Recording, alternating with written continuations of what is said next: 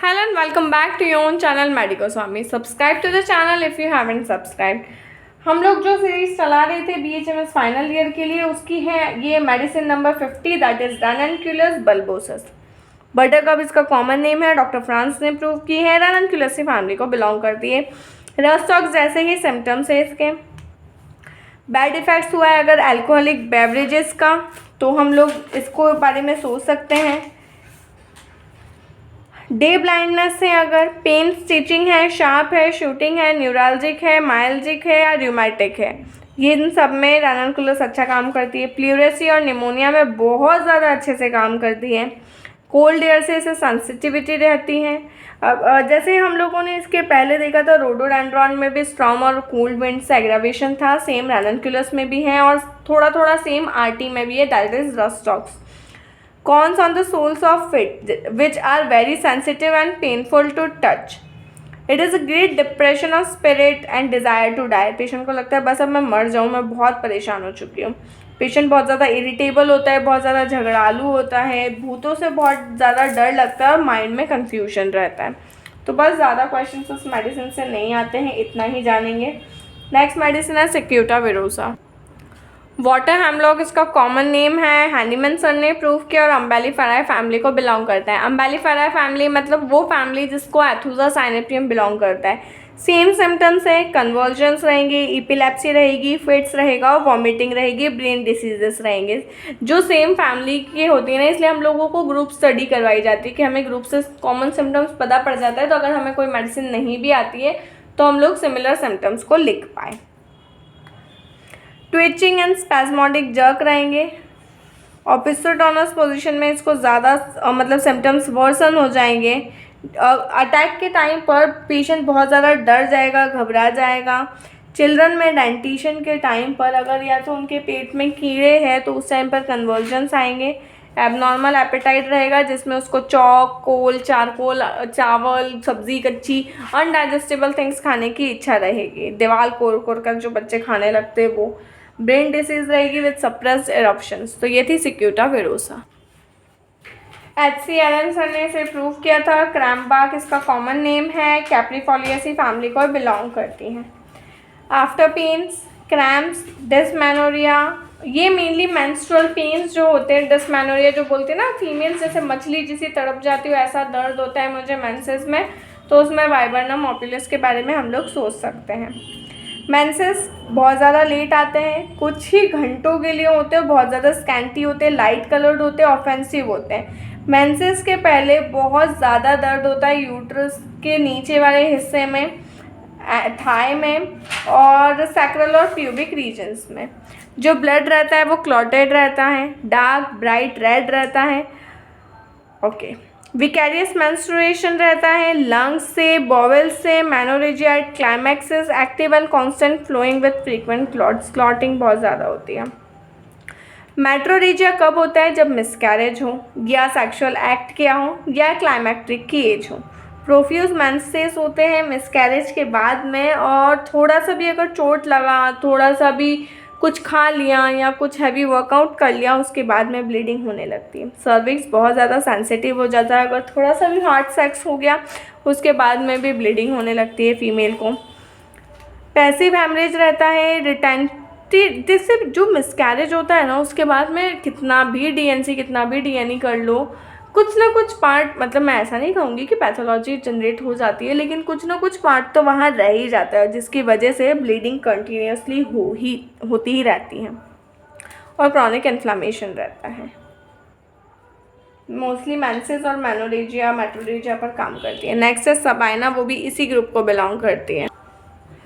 Sabina, Sabine इसका common name है। Doctor साफ ने प्रूव किया है, कॉनिफेराई फैमिली को बिलोंग करती है। इसको पहले हैनीमैन सर ने प्रूव किया था एज एन हेमरेजिक रेमेडी, लेकिन उसके बाद में और ज़्यादा प्रूवर्स आते गए और फिर इसको एक फीमेल रेमेडी की तरह पेश किया गया।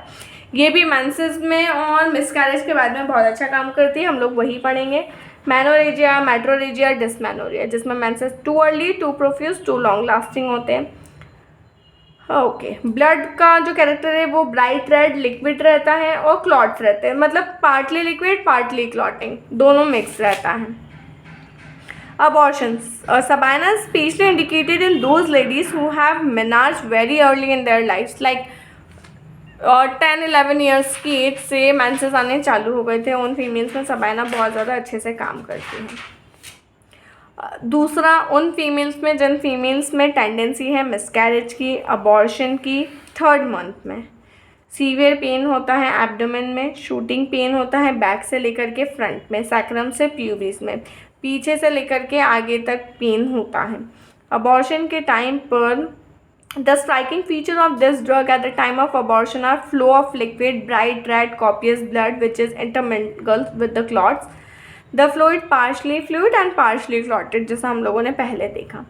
अबॉर्शन के बाद में इन्फ्लामेशन रहती है ओवरीज में, यूट्रस में, तो उस केस में हम लोग इसको दे सकते हैं। तो जो ऑर्चाइटिस हो रहा है, ओफोराइटिस हो रहा है, ऑर्चाइटिस नहीं ओफोराइटिस, तो ओफोराइटिस में बहुत अच्छा काम करेगी। Orchitis is inflammation of the testis, तो ओफोराइटिस में काम करेगी।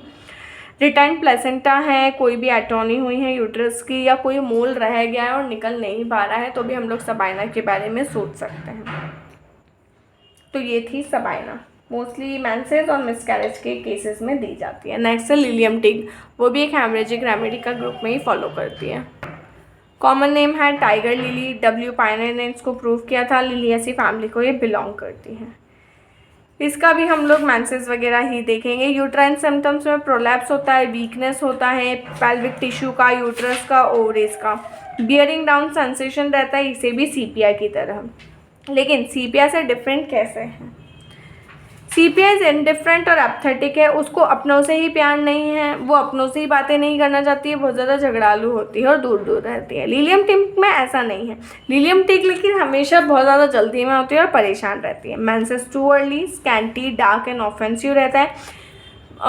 पीरियड्स के टाइम पर ब्लीडिंग तभी होगी तब वो चलेगी। अगर वो लेट गई है, वो बैठ गई है, तो ब्लड रुक जाएगा। Moving out, season 1 stops walking. Shifting pain रहता है स्मॉल स्पॉट्स में, जैसा केबीआई का पेन रहता है वैसा ही लिलियम टिग का भी पेन रहता है। बहुत ज़्यादा ऐसा कोई सिम्टम है नहीं इसका और बहुत ज़्यादा प्रिस्क्राइब भी नहीं की जाती है लिलियम टिग। आज के लास्ट मेडिसिन के बारे में बात करेंगे, दैट इज़ हेलोनियास।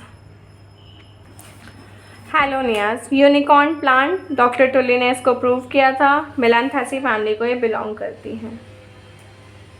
हेलोनियास मेनली उन फीमेल्स के लिए है जो थक चुकी है, जो परेशान हो चुकी है, जो उनसे अब और कुछ काम नहीं हो पा रहा है। वो सारी चीज़ों को संभालते संभालते अब इतना वर्न आउट हो गई है कि अब उनकी बॉडी उनसे नहीं संभाली जा रही है।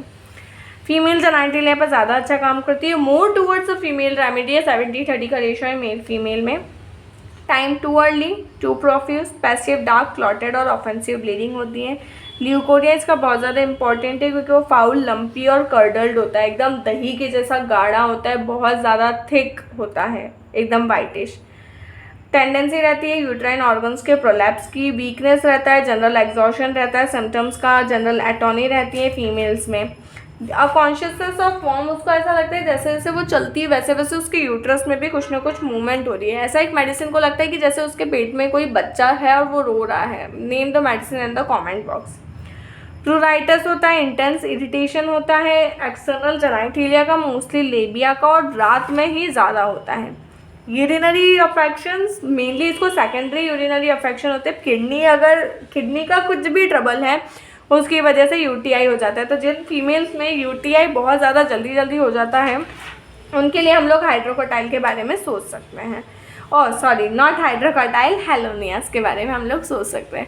So this was all about हेलोनियास। Hope you like the video, और वीडियो देखते हो तो वीडियो को लाइक कर दिया करो, चैनल को सब्सक्राइब कर दिया करो, और वीडियो को अपने साथ वालों के साथ शेयर भी कर दिया करो।